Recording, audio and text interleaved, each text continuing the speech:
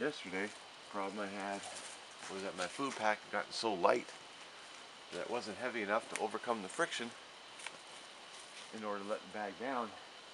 So this last night, before I hung the food, I put my pots and pans in there and a couple of small rocks for good measure.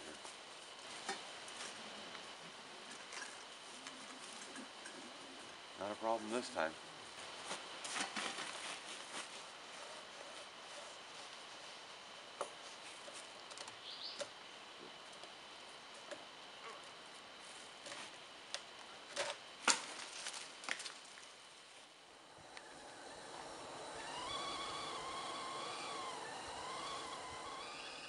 This is the morning of day 5, and this is the bacon wrapped in a J cloth that's been soaked in vinegar. I have it sealed up in a bag. Looks pretty juicy. So we're going to open this up and see how it is. Obviously it will be a little vinegary, but I expect that. And once you cook it, most of that vinegar taste is gone, and I don't mind it. So there it is. Smells like vinegar, smells like bacon. Cook it up and give it a shot.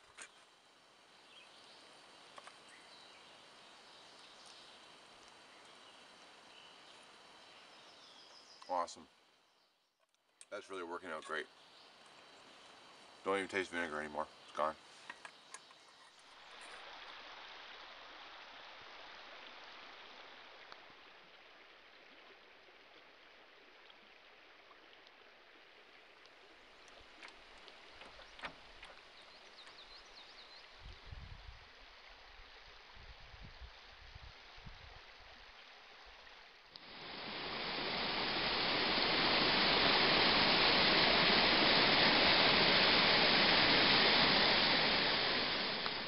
Here we are looking down toward the Squirrel Rapids. I'm not going to go down there. I left my canoe at the Cache Rapids portage entrance, and I'm going to turn around and head up.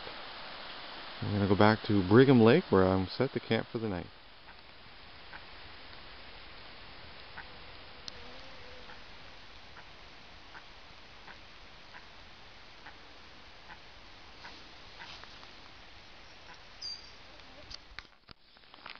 I just pulled over at a campsite here. I'm going to stop and have some lunch. My good camera is done for the trip. I've burned through both batteries. And this is a site that I thought about staying at last night, and then changed my mind and went on. And I'm glad I did, because the cache of firewood I found down there was amazing.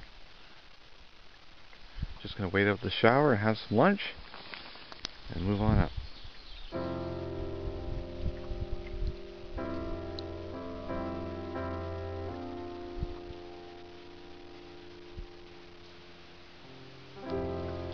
Coming back up through the canyon, just as impressive as when I came down yesterday.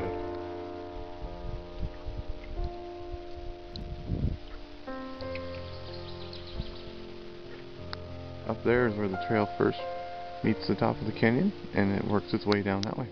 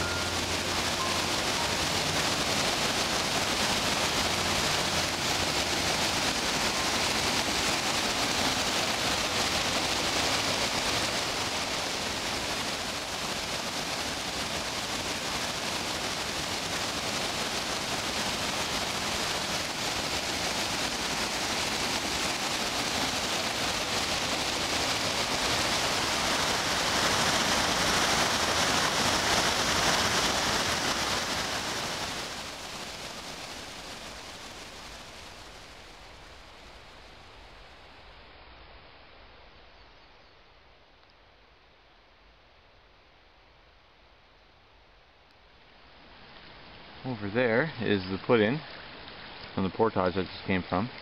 I'm now at a little unnamed section of the Barron River, and I'm about to portage into Brigham Lake, which is right here. Having a look at my map. This is the portage that just came up, and got those wonderful pictures of that waterfall called the Brigham Chute. And I'm camping on Brigham Lake tonight. Now this little 100-meter portage has a campsite almost right at the end of it. So I'm hoping I can just portage straight to the campsite and avoid having to load and unload the canoe one more time.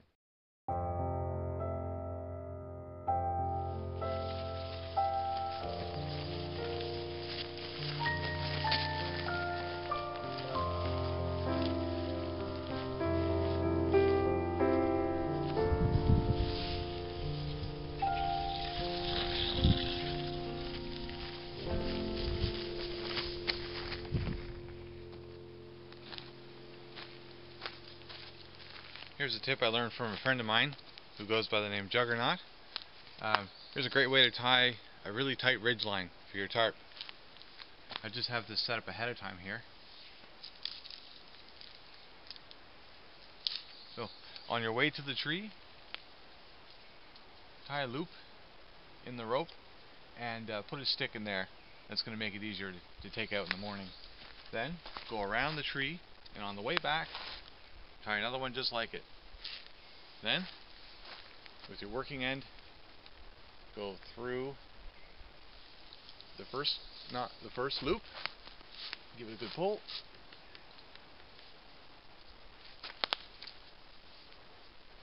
and go into the second loop, and give it a good pull again. The two pulleys will come closer together, and there you are. And then you can just tie it off with your favorite knot. I'm going to use a hitch knot here.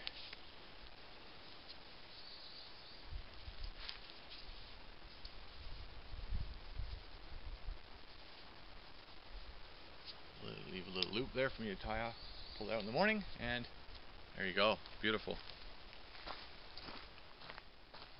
Just want to take a minute and go through what's in my kitchen kit here. I have a lot here, and I may look at getting a smaller dishpan or something later, but it's served me quite well. Just have some bungees holding it all together.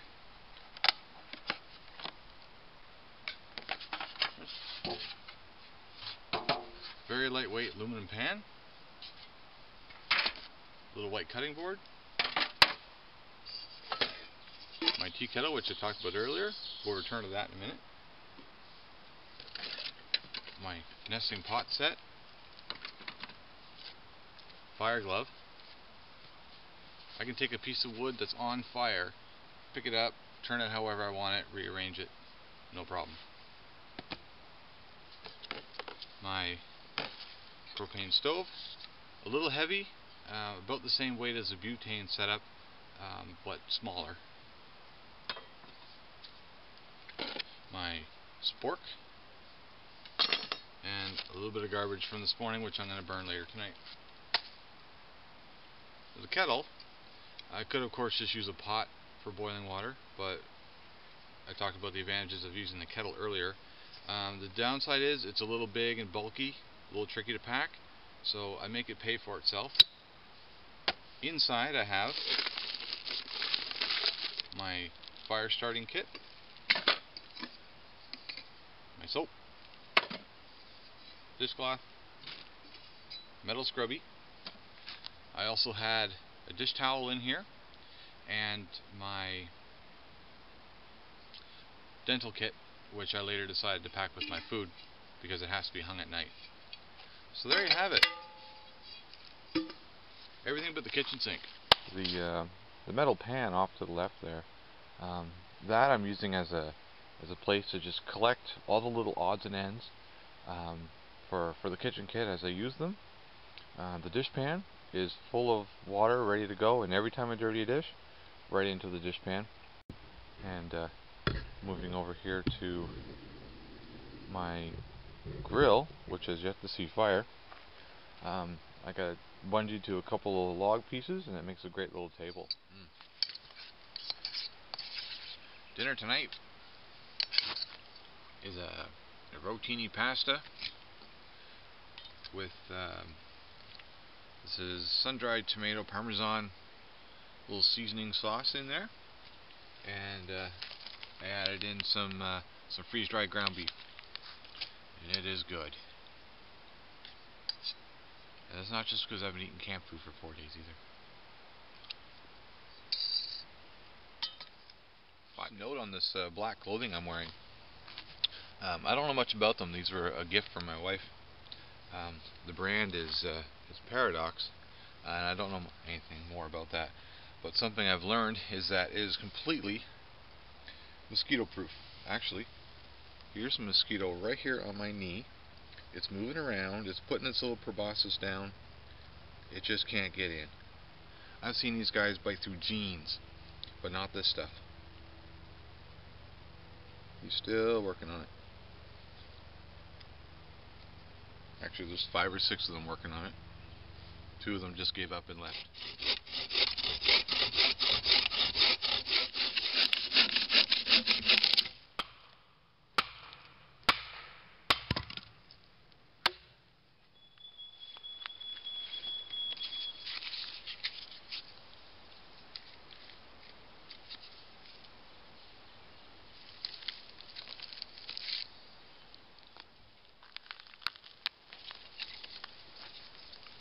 I've had 1 match fires all week.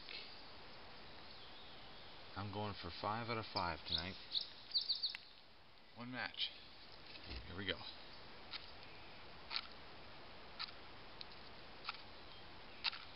That's if the match will light. Oh, too much for 1 match.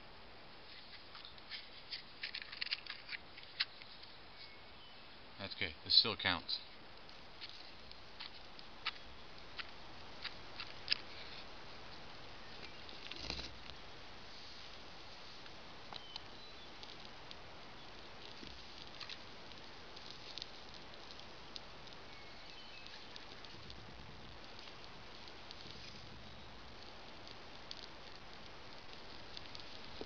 There you have it. That's a 1 match fire.